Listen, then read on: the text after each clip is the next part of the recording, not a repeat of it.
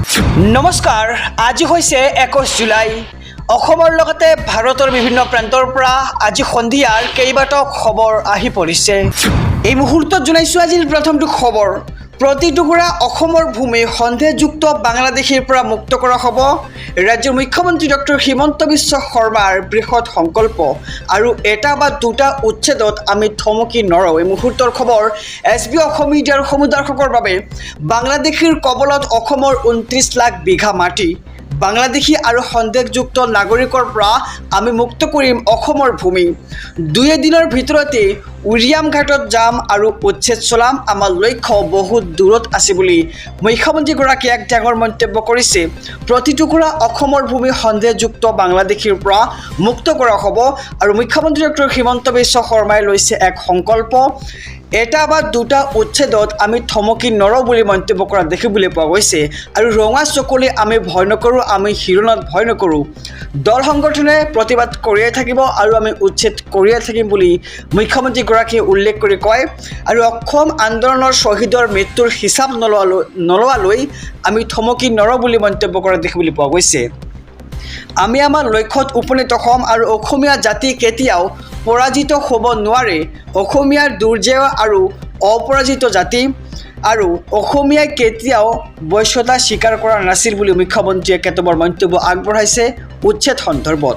আৰু 1 বিন্দু তেজ থকালৈকে আমি যুঁজিম।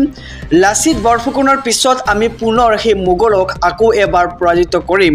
আৰু গৰুঘুটিত উপস্থিত হৈ ৰাজ্যৰ মুখ্যমন্ত্ৰী ডক্টৰ হিমন্ত বিশ্ব শৰ্মাই কৰিছে ডাঙৰ মন্তব্য। কৈছে যে বাংলাদেশীৰ কবলত অসমৰ 29 লাখ বিঘা মাটি আছে আৰু সেই মাটি বাংলাদেশী আৰু সন্দেহযুক্ত নাগৰিকৰ পৰা আমি মুক্ত কৰিম।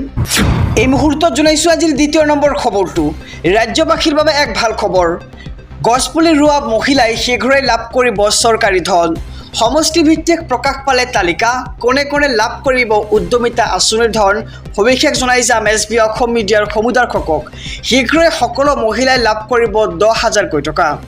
আগষ্ট মাহৰ পৰাই লাভ কৰিব প্ৰথম কিস্তিৰ 10,000 টকা আৰু আগষ্ট মাহত 5টাকৈ সমষ্টিৰ বাছনিভুক্ত মহিলাই লাভ কৰিব গোটৰ 10,000 টকা।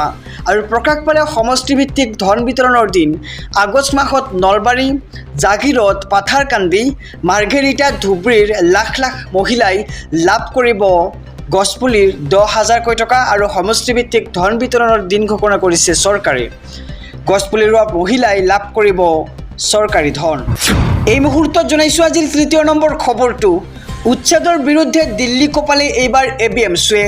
চৰকাৰ বিৰোধী শ্লোগানেৰে উত্তাল কৰিলে পৰিস্থিতি। নতুন দিল্লীৰ যন্তৰ মন্তৰত ABMCৰ প্ৰতিবাদী কাৰ্যসূচী আৰু অসমত হৈ থকা অমানৱীয় উচ্ছেদৰ বিৰোধিতা এইবাৰ ABMCৰ। ভূমিহীন সংখ্যালঘুক ভূমিপট্টা প্ৰদানৰ দাবী। এই উচ্ছেদ অমানৱীয় আৰু অগণতান্ত্ৰিক আখ্যা ABMCৰ নেতৃত্বৰ। ৰাজ্য চৰকাৰৰ বিৰুদ্ধে এইবাৰ সাব্যস্ত কৰিছে উত্তাল প্ৰতিবাদ। উচ্ছেদৰ বিৰুদ্ধে এইবাৰ দিল্লী কপালে ABMCয়ে। চৰকাৰ বিৰোধী শ্লোগানেৰে উত্তাল কৰিলে পৰিস্থিতি। নতুন দিল্লীৰ যন্তৰ মন্তৰত ABMCৰ প্ৰতিবাদী কাৰ্যসূচী আৰু অসমত হৈ থকা অমানৱীয় উচ্ছেদৰ বিৰোধিতা এইবাৰ ABMCৰ। ভূমিহীন সংখ্যালঘুক ভূমিপট্টা প্ৰদানৰ দাবী এইবাৰ ABMC। আহিছোঁ পৰৱৰ্তী খবৰৰ মাজলৈ। গোৱালপাৰাৰ উচ্ছেদস্থলী নাছিল বনাঞ্চলৰ ভূমি। সংখ্যালঘুক টাৰ্গেট কৰাৰ বাবে কেবিনেটত বনাই লোৱা হ'ল বনাঞ্চল। এই মুহূৰ্তৰ খবৰ জনাইছোঁ SB অসম মিডিয়াৰ সমুদৰ্শকক। গোৱালপাৰাৰ উচ্ছেদস্থলী নাছিল বনাঞ্চলৰ ভূমি। সংখ্যালঘুক টাৰ্গেট কৰাৰ বাবে কেবিনেটত বনাই লোৱা হ'ল বনাঞ্চল আৰু শীঘ্ৰেই উচ্ছেদ বন্ধ কৰক বুলি দাবী এতিয়া AMCUৰ। বন্ধ কৰি দিয়া হ'ব ৰাজ্যৰ সকলো ৰেলপথ, ঘাইপথ। চৰকাৰে সংখ্যালঘুৰ ওপৰত অত্যাচাৰ চলাইছে। যিসকলক উচ্ছেদ কৰা হৈছে সেইসকল খিলঞ্জীয়া লোক। উচ্ছেদিতক ভূমি প্ৰদানৰ পৰিৱৰ্তে চৰকাৰে পুঁজিপতি গোষ্ঠীক সন্তুষ্ট কৰিছে। উচ্ছেদৰ বিৰোধিতাৰে এইবাৰ দিল্লীত AMCUৰ গৰ্জন দেখিবলৈ পোৱা গৈছে। এই মুহূৰ্তৰ খবৰ জনাইছোঁ দৰ্শকক। ৰাজ্য চৰকাৰক ৰঙা চকু দেখুৱাই এইবাৰ AMCUৰ প্ৰতিবাদ। আহিছোঁ আন এক খবৰৰ মাজলৈ। এইবাৰ গৰিয়ামৰীয়া দেশীয় জাতীয় পৰিষদক ABMCৰ তোলাধুনা। গৰিয়ামৰীয়া দেশীয় নেতাৰ 100জন মানুহ গোটাব পৰা কেপাচিটি নাই। নিজকে গোটেই দেশৰ গৰিয়ামৰীয়া দেশীৰ নেতা বুলি জহাব আহে।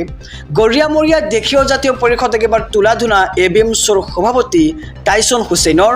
গৰিয়ামৰীয়া দেশীয় জাতীয় পৰিষদক তোলাধুনা এবাৰ ABMCৰ সভাপতি টাইছন হুছেইনৰ হুংকাৰ সংবিধান বাচিলেহে দেশ জাতি মাটি ভেটি বাচিব বুলি এক মন্তব্য আগবঢ়াইছে আৰু তৈলমৰ্দনেৰে কোনো জাতি জনগোষ্ঠীৰ অধিকাৰ প্ৰতিষ্ঠা হোৱাৰ ইতিহাস নাই।